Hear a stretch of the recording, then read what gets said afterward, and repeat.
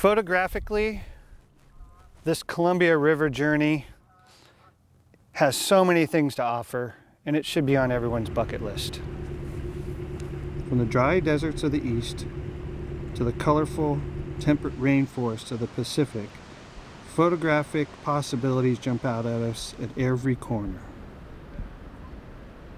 I've just been tremendously impressed at how we were taken to areas where there were stunning vistas, as well as interesting things that I was able to capture and bring home and will be memories forever.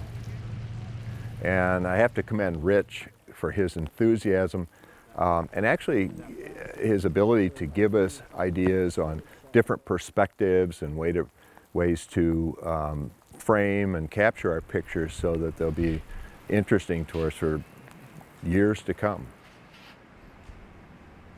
What a pleasure it was to share some of my photographic knowledge with you. I hope you bring these lessons home with you and continue your photographic journey in life. Honkers. Would have been a good panning shot from up here, but honk, honk, honk, honk.